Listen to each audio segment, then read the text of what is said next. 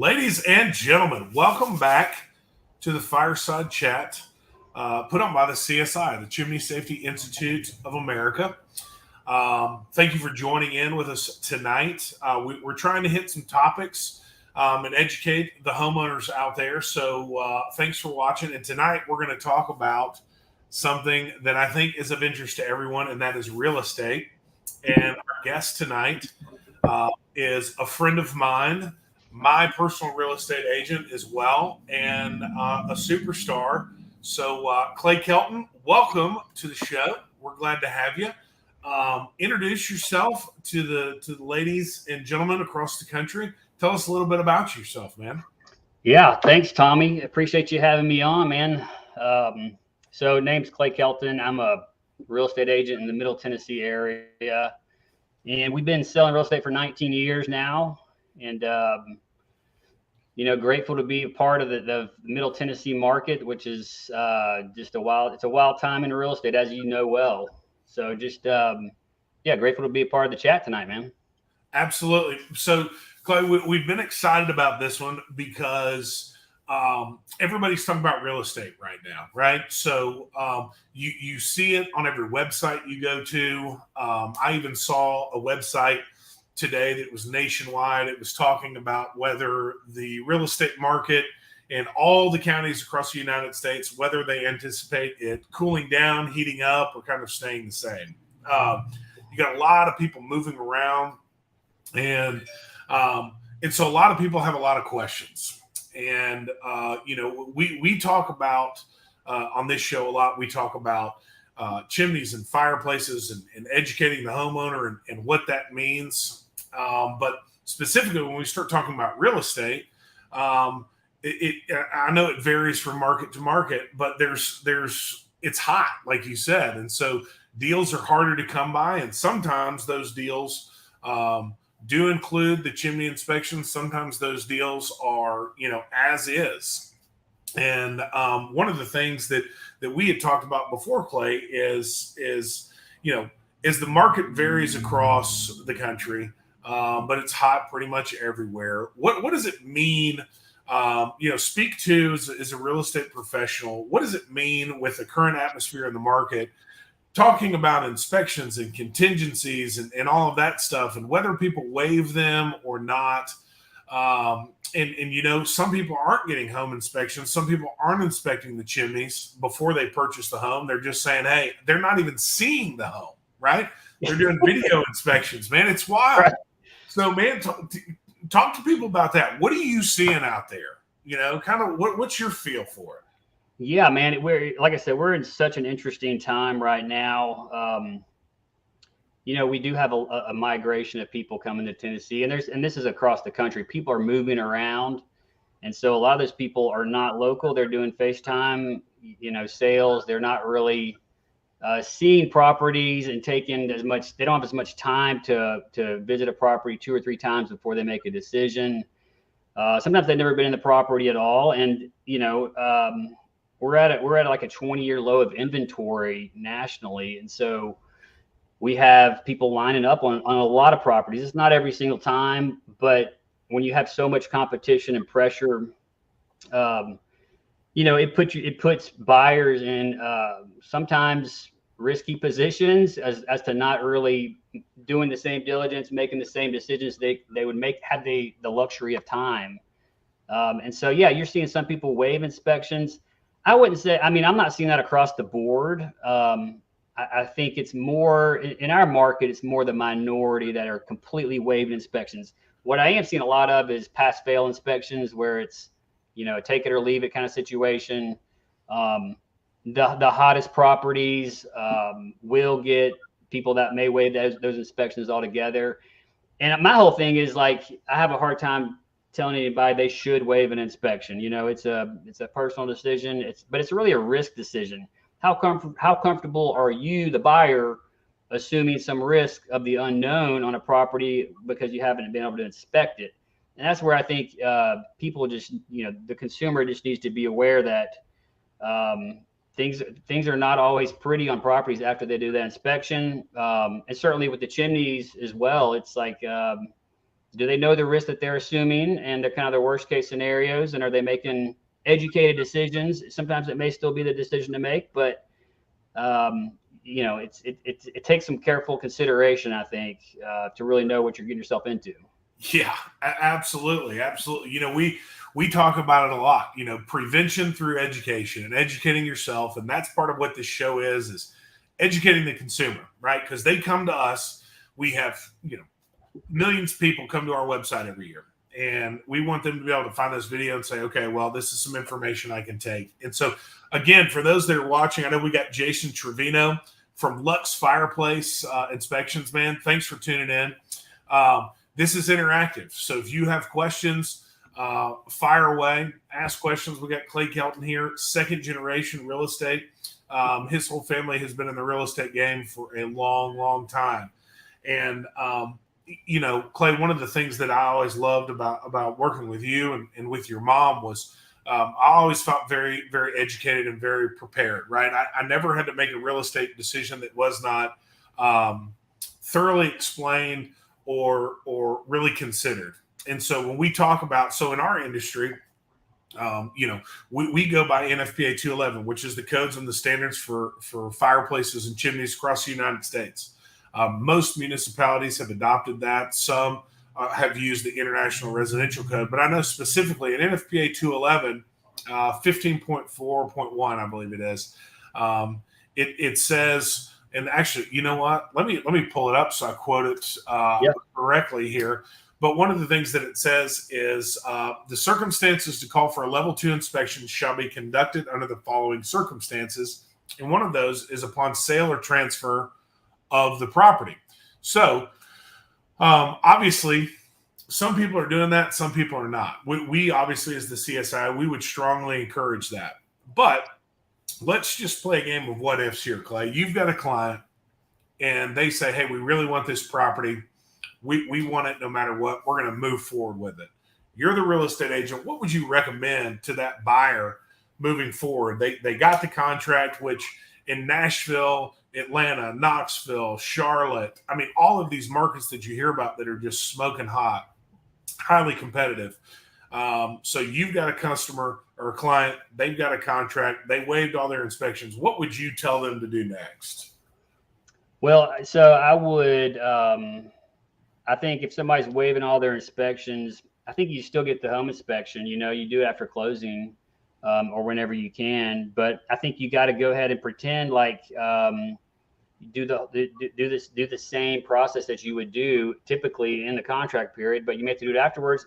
And the reason is for more than anything, just for your own knowledge and to find safety issues that can exist. I couldn't tell you the number of houses that we found stuff in home inspections that has just blown your mind. Yeah. And we were so thankful we found, had a gas leak in one.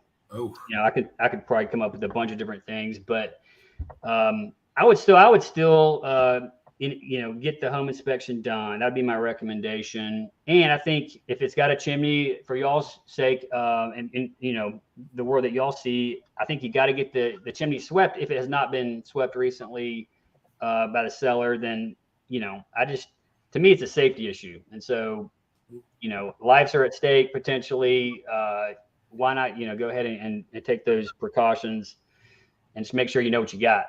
That's exactly right. And that's the message that we want to convey. Obviously, you got to do what you got to do to get a contract, especially in a highly competitive market. And if you choose to, forego and buy the house basically as is, from that point, what we would recommend, especially me as the president of the CSI, as a business owner in this industry, and then also as spending over a decade in the fire service, I've seen both sides of this, and so right. Knowledge is power. And so if you have anything, and we focus a lot on fireplaces, which you're lighting a fire in your house, and so you want to make sure that all that stuff is going where it's intended to go and that it's functioning as it should. But also, you've got a lot of appliances that vent. You've got a dryer vent that's exhausting, dryer lint. You've got furnaces, you've got water heaters, all of that stuff. They are producing a substance that especially concerning water heaters and furnaces that are, or boilers, depending on which region you are in, are creating hazardous gases that have to be vented out. And it's important for you to know that. And Mark Stoner says, needs to be inspected, level 2, mainly, and swept if needed. That's exactly right. So inspections are the main thing, right? We want to make sure that we have all of that information, that we're collecting that information, just like a home inspector would. A home inspector is going to come in, he's going to check your electrical outlets, your foundation, and those sorts of things. And that's what we do. Oh man, this is great. We're getting a lot of good comments. So Cody Whitwood, who's in Dallas, Texas, says he finds them all the time. And he says, a young lady told me the other day her realtor and husband made her feel silly for calling us out. She was ashamed until she saw our inspection report and was able to show our value to her friends and family. That's a great point. And we got another comment here, Clay, from Bill Wall. If a homeowner knows there is a problem with their fireplace in the past, does that seller have to disclose that to a potential buyer once under contract? Ooh, good question. So first of all, I'm not an attorney. I think with a lot of the disclosure questions, the spirit of the question is it still an issue or not? Was it, fixed, or is it an ongoing issue? In which case it might be more of a cause to disclose. If it was a repair and it's no longer an issue, then that, I don't know that the disclosure is necessary, depending on which state and your state laws are. But Tommy, I was thinking of, I showed a property probably about a month ago, and I remember they were selling because the owner had died, literally, and don't know how, maybe elderly, but we were in the basement, and I saw, I'm always kind of, looking at things when there's a basement because you can see a lot more. There's a gas water heater and a vent pipe going across, and there's a hole in the vent pipe. And I was just thinking, gosh, there's gas coming in this house, and people don't even, carbon monoxide, and people don't even realize it. And I'm like, the thing is, I think people just don't check their property until it's time to sell, until the buyer is selling, your property is selling. People don't check things. And so there's all kinds of issues that get discovered. But to discover them, there has to be an inspection that takes place. You know what I mean? So it's just, it was a reminder to me. That is actually a great point, Clay. So as a real estate agent representing both buyers and sellers, would you say, let's just say, for example, I'm going to put my house on the market in the next couple of years. It would probably be easier for you as a real estate agent to be able to show routine maintenance over X amount of years, so that when you go to sell that property, you could say, hey, this house, we have documented history of routine maintenance on all different facets. Is that something that you would recommend? I mean, 100%. So I think the point is, if you can communicate to a buyer that you take care of your property, it goes a long way to adding peace of mind to a transaction and to the whole, eliminating surprises is kind of my mantra. And part of that is, if you're somebody who likes to eliminate surprises, that means that you want to go into a contract with somebody to buy your house. You want it to actually close. You don't want, a bunch of uncertainty. Then if you can provide either an inspection or a track record of maintenance, it's kind of like if you sell a car and you can show the track record of maintenance on the vehicle, you're going to get a better price. It's going to give that buyer peace of mind that you took care of your property. So I think it's great if you can show a track record of it. To the whole transaction, it'll just add an element of trust and peace of mind. So great, definitely a great idea. Yeah. But and it's interesting because, especially, I can speak to this in our market in Middle Tennessee, right? So fireplaces are popular, and but we have people that are moving from certain regions where fireplaces, or they may not even have had gas heat, or we've seen people that have moved from regions of, let's just throw an example out there. We had a customer that moved from Arizona, right? They didn't have a furnace. They never had any need for it. So are you seeing, Clay, a lot of people that are moving in that may, have not had, familiarity with these types of systems that, or, if you're telling regionally things are different, right? So up in the Northeast, for example, they have boilers, they have heating oil. We don't really have that here in Middle Tennessee and in the southern states. But, what are you seeing as far as people moving regionally, as far as what their expectations are, or not expectations, but what their familiarity is with these different systems? Are you seeing that? I'm seeing some of that. There's different materials that are, depending on the climate and humidity, you may see just different construction materials and codes and things of that nature. Fireplaces are one of those things. To me, it's some people are heavy fireplace users and other people are not. Right. And it may be that they just never had a fireplace. And so if they have one now, they need to know how it works and that it needs maintenance and that it is a fire in your house, like you said. Yeah. And then you hear horror stories of, houses that burned down because the chimney wasn't swept and things like that. And it's, to me, it's just a safety thing. You can save lives if you do maintenance on those kind of things because you're playing with fire, Tommy. Exactly. That's exactly right. And Jason Torino says in California, many listing agents are calling a lot of fireplaces decorative. They know there are major issues with them. So can you speak to that, Clay? Yeah. Sometimes that happens in Nashville too. And I think part of that is they were originally built with this little coal, like for actual heat. And they're not those. I think you tell me if I'm wrong, but those chimneys were not built as deep for wood burning fireplaces. And so those little coal packets or whatever are no longer, used widely. And so the chimney still looks great. It looks cool. Don't burn wood in it because it's not intended for it. Right. So, so in real estate life, you call it cosmetic, and you take away the representation that this is a wood burning fireplace, that you may assume as a buyer. And so you're not warranting that it works. So it's not necessarily that it has issues. It just may not have been designed for wood burning. Okay. Sure. Yeah. That's some of it. And really the only way to know that is going to be with a proper inspection, right? You got to have a professional come in there and tell you the functionality on it. Agreed. And there may be some cases where that homeowner had it inspected and they know it's not suitable. It needs some repairs to be working. So they may say it's cosmetic, and not a functional fireplace. So he could be right in that sense too. That makes sense. Yeah. And he follows that up. He says it's shady, and I mean it's I get that.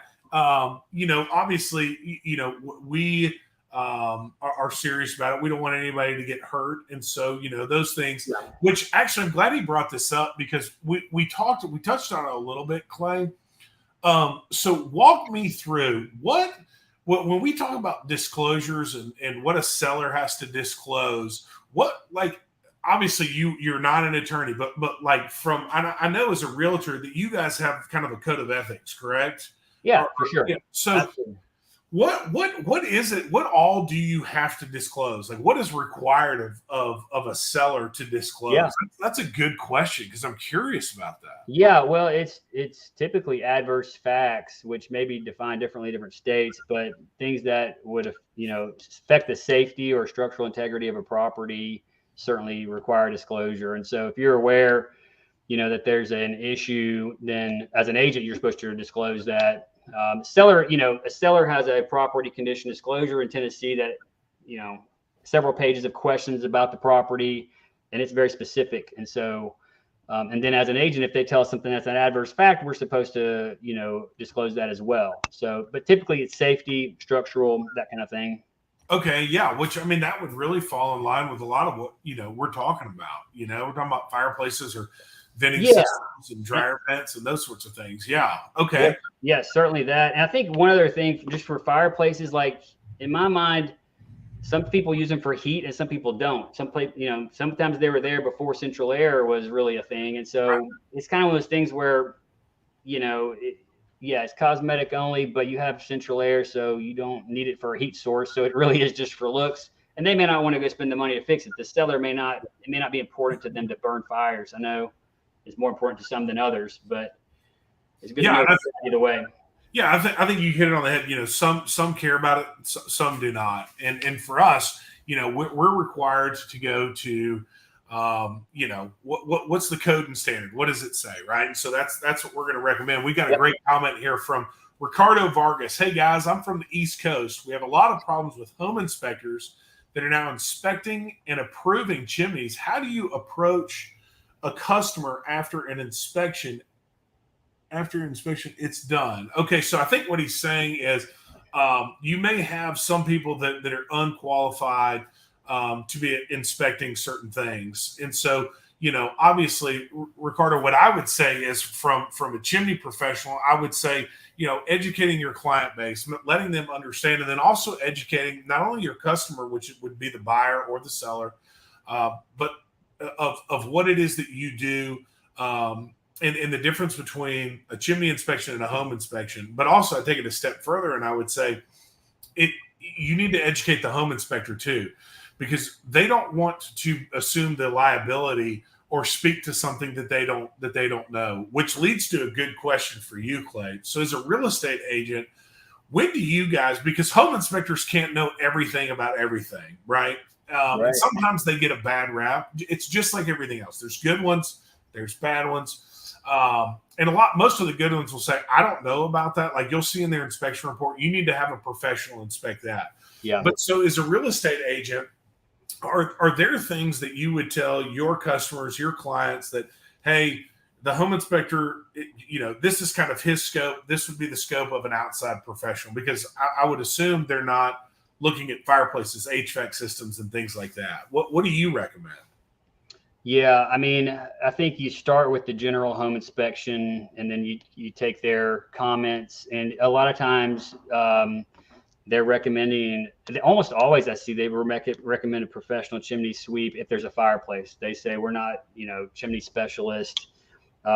Same with the HVAC and those kind of things. They'll do a general inspection, but they're not going to pull things apart. And so there's a few different elements on a house where they're going to recommend that specialists get involved. Structural, same thing. They're going to call for a structural. If they see cracks, they're going to call for a structural engineer, because that's a little bit outside their scope. And so there's just times when you need a specialist to really speak to something that's their area of expertise, versus home inspectors are kind of a general practitioner.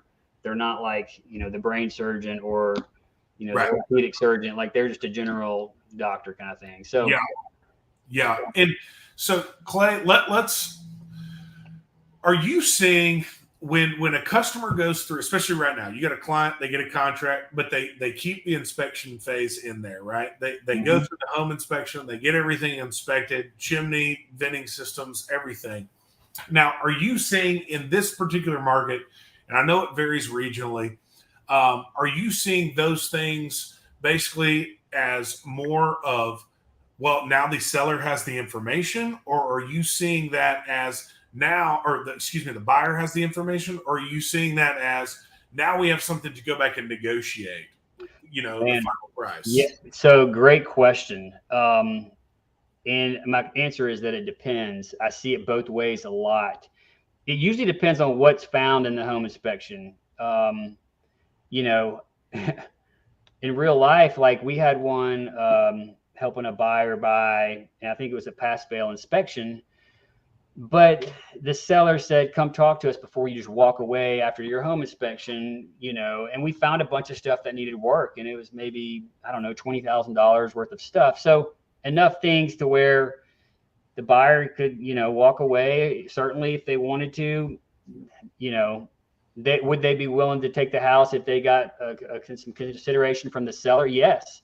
So the same thing with the seller. Does the seller want to start back over with a new buyer and do another home inspection and find the same stuff, and then have to negotiate with this? They're going to start off at a worse position, typically, if they go to the second contract.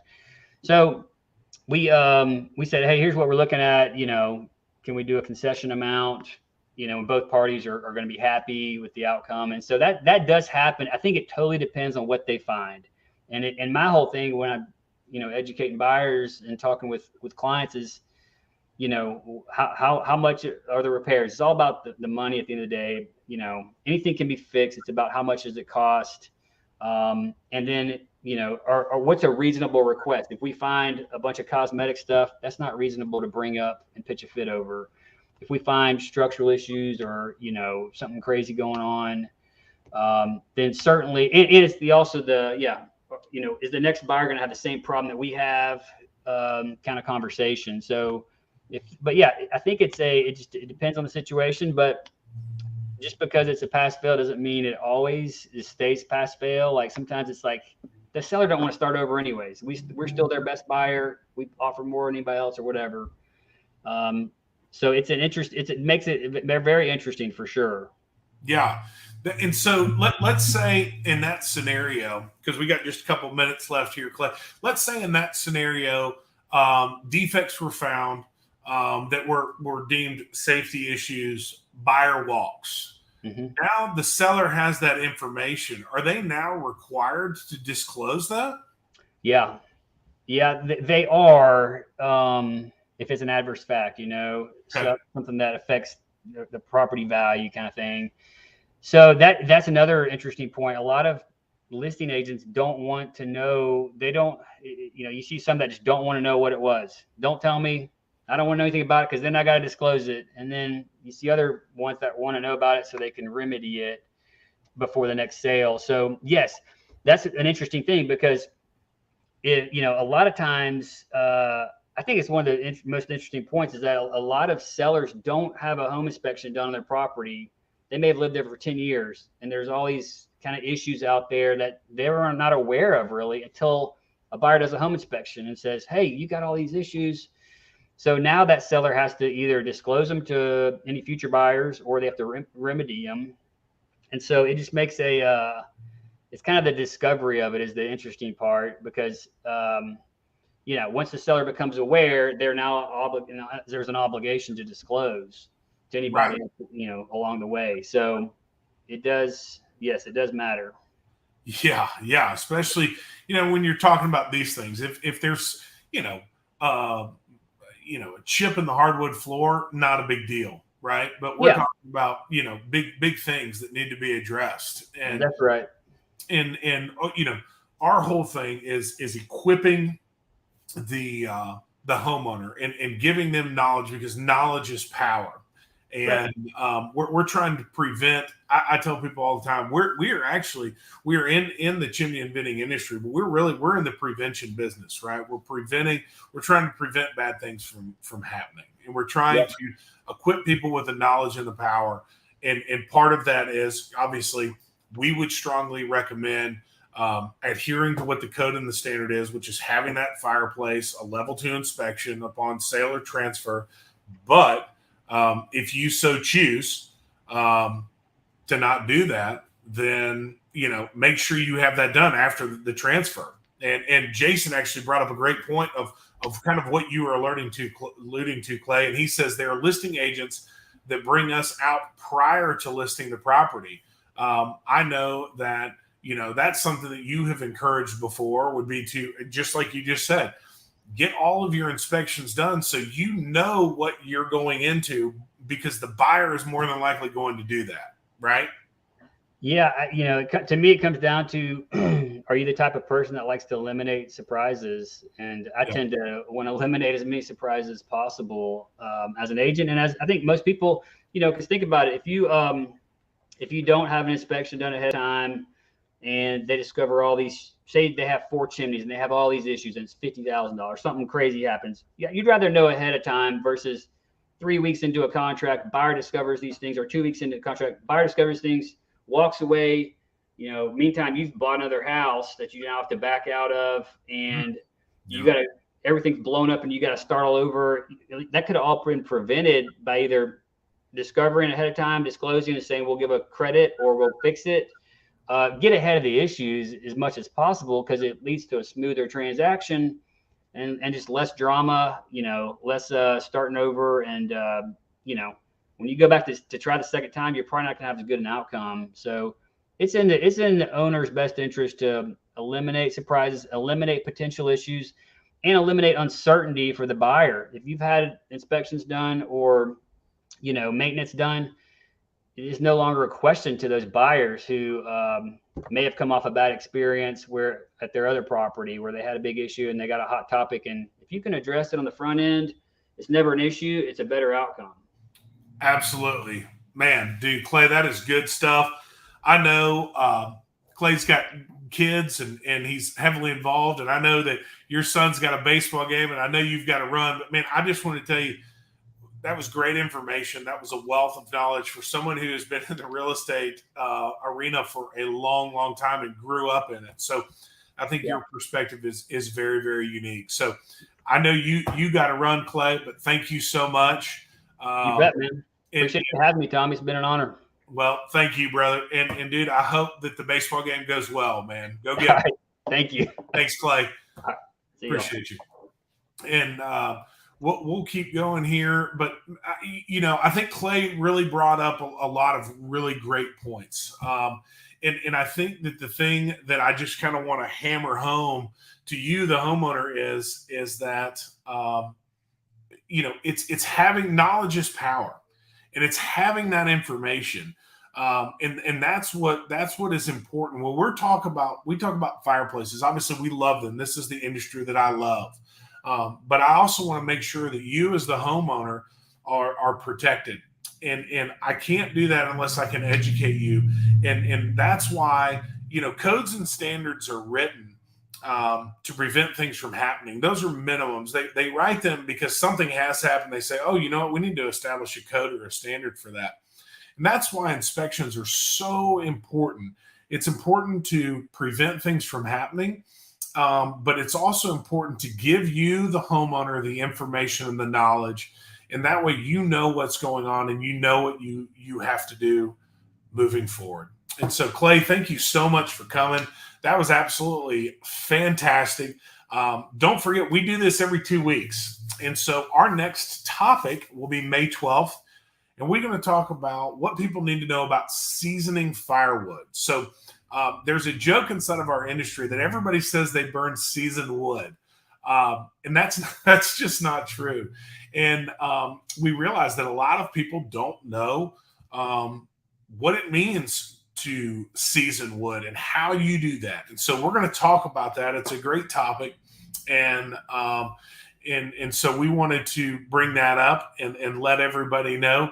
And also to remind everybody, one of the things that our industry supports is Sweep Away Cancer.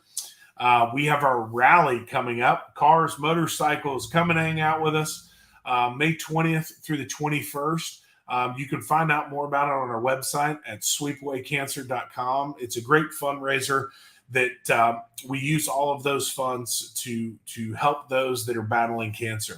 And so, again, please join us if you can. We'd love to have you there. And as always, please share this video, follow us on all the social media platforms, because this is information that's going to help somebody. I know it.